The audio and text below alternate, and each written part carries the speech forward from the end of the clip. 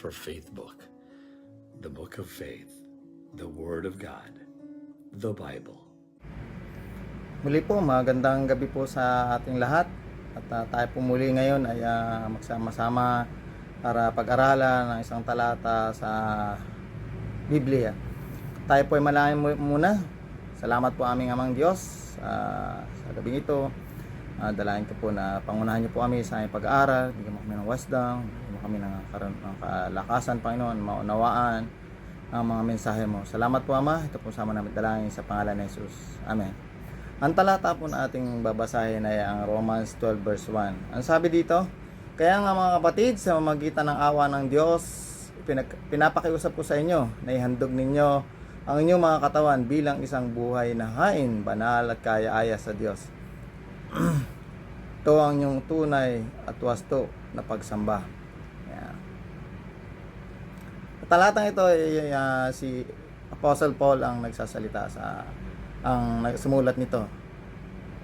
So, ito yung verse na to ay nagsisilbing isang malakas na panawagan sa pagkilos na hinikayat ang mga mananampalataya na tumugon sa walang hanggang awa ng Diyos sa magitan ng pag-aalay ng kanilang mga buhay bilang isang buhay na hain. Sabi nga sa English, a living sacrifice. Ang paggamit ni Pablo ng buhay na hain ay kaiba sa tradisyonal na pagsasanay ng mga Hudyo sa pag-aalay ng mga kinatay na hayop. Hinihiling niya ang isang patuloy aktibong paglalaan ng buong pagkatao ng isang tao sa kalooban ng Diyos.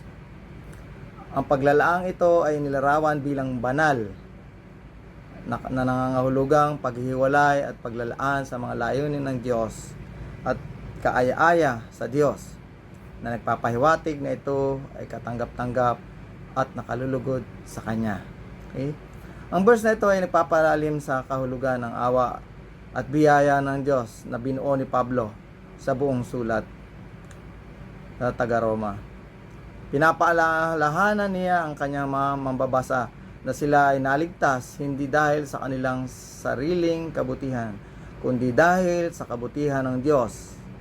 Ang malalim na gawain ito ng awa ay nag-uudyok sa kanila na tumugon sa parehong paraan sa pamamagitan ng pag-aalay ng kanilang mga buhay sa paglilingkod sa Kanya, sa yan ang ating Diyos. Ang talata ay kumukuha rin sa imahe ng sistema ng pagkain sa lumang tipan, kung saan ang mga hayop ay inaalok bilang isang paraan upang magbayad sala para sa kasalanan at ipahayag ang pagsamba sa Diyos. Alam natin lahat yan, yung kaugalian ng mga Israelita, ng mga Hudyo, na kapag may kasalanan, nagkakatay sila isang malusog na hayop bilang kabayaran sa kanyang nagawang kasalanan. Gayon pa man, binibigyan kahulugan ni Pablo ang konseptong ito, na binibigyang diin na ang mga Kristiyano ay dapat mag-alay ng kanilang mga sarili, ang kanilang mga katawan bilang mga buhay na hain. Ito ay nagpapahiwatig ng isang ganap na pagsuko sa kalooban ng Diyos at pagsunod na mabuhay ayon sa kanyang mga layunin. Binibigyang diin ng talata ang nagbabago ng pananampalatayang Kristiyano. Hindi ito isang hanay lamang ng mga paniniwala, kundi isang pananawagan sa isang radikal na pagbabago ng buhay ng isang tao sa magitan ng pag-aalay ng ating mga sarili bilang buhay na hain. Kinikilala natin na hindi na tayo sa ating sarili kundi sa Diyos na nagmamay-ari sa atin. Ang gawain ito ng pagsuko sa ating sarili ay isang tugon sa kanyang biyaya. Okay? At isang paraan upang maipahayag ang ating pag-ibig at pasasalamat para sa ating kaligtasan. Bilang application, may malalim na implikasyon sa kung paano nabubuhay ang mga Kristiyano. Hinahamon tayo nito na isalang-ala ang bawat aspeto ng ating buhay. Ang ating trabaho, mga relasyon, libangan, at maging ang ating mga iniisip bilang mga pagkakataon upang maglingkod at magbigay karangalan sa Diyos.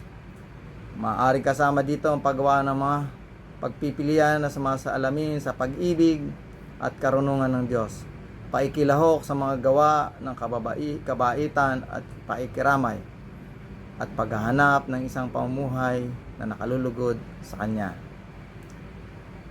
Bilang konklusyon, isang paalala ng kapangyarihan ng biyaya ng Diyos at ang malalim na responsibilidad na kasama ng pagiging isang tagasunod ni Kristo. Hinihikayat tayo nito na mabuhay ng buhay na may radikal na pagsuko sa sarili, ang ating mga katawan bilang mga buhay na hain, bilang pasasalamat sa Kanyang walang sukat na awa. Hindi ito isang pangyayari lamang, kundi isang patuloy na proseso ng paglalaan at pangako na humuhubog sa bawat aspeto ng ating buhay. Salamat po, at tayo po muli ay manalangin. Amang Diyos, salamat po sa mensahe na aming narinig. Sa iyo po namin muli pinagkakatiwala ang gabing ito na aming mga natutunan na aming sa pamuhay. Salamat po, Ama. Ito po sa namin dalangin sa pangalan ni Jesus. Amen.